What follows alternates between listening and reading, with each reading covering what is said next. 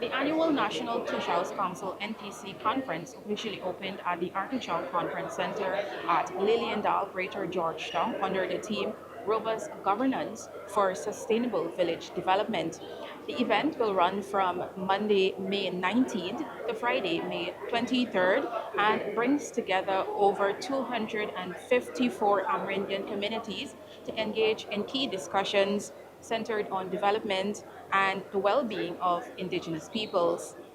In his opening remarks, the chairman of the NTC, Derek John, emphasized the importance of strong and effective leadership in the various villages.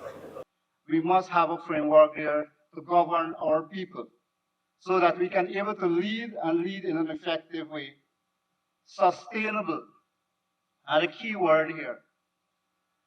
Sustainable is a process where we will use to manage our resources that it will not hinder future generations, but it will be able to allow them so they also can benefit from what we are benefiting today.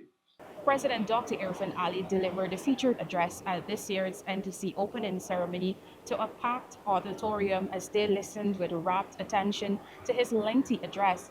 The president announced that some 250 firearm licenses are expected to be granted to various indigenous communities.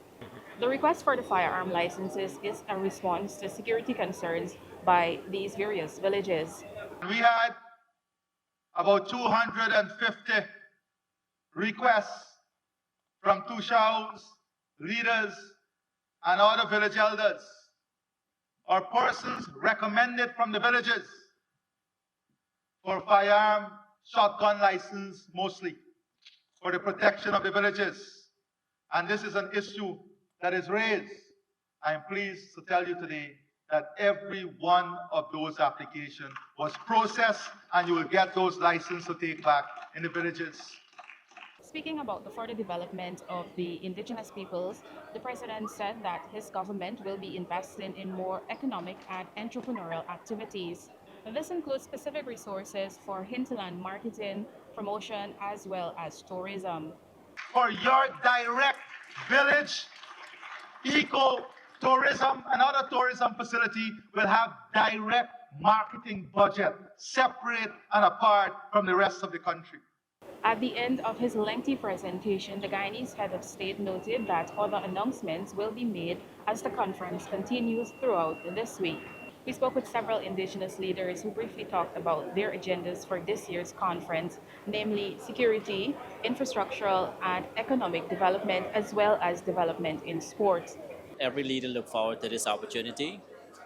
So as a priority for us, obviously security, because Kako, my village, is one of the communities that are almost to the border area in Kuyuni, Mazaruni. So I think while we understand that the government might be taking steps privately, perhaps through all the means possible, communities, including mine, are still on the alert as to what the possibilities are. So that is one of our major concern, and I think we are ready to also support the government in this matter. Secondly, for us is always related to mining and environmental issues. In this regard, I look forward to a one-on-one dialogue with the minister and the agencies. I find that to be more fruitful than inside the conference itself, understanding that there's a whole set of leaders there. So it's almost impossible to discuss complex issues in that setting. Thirdly, I would say that something I look forward to would be other priorities of the government to see where they align with ours so that we can know how to position ourselves as a community for the investments perhaps, and also where we may have a stakeholder interest and that we can be able to address that from early on. Our residents, we are mostly focusing on economical projects. The border controversy that we are facing presently, which we know that Venezuela, they are kind of being in some aggressive form at times. We have been seeing more patrols from our GDF, and that also bring a comfort to us. Some areas that I would love to see development is in sports, especially hinterland generally within sports, especially when it comes to government intervention, as in supplying funds. Because currently, if you would check within the different communities, you would hardly see these associations such as Guyana Football Federation, uh, the Guyana Cricket Board, you would hardly see the having representative in this area, which would eventually have development in sports.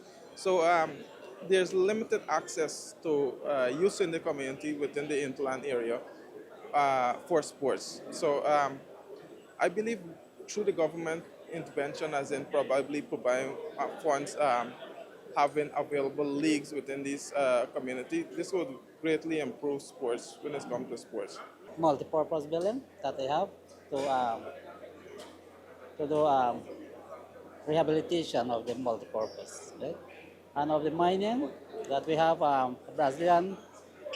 Brazilian uh, mining in our sub-district.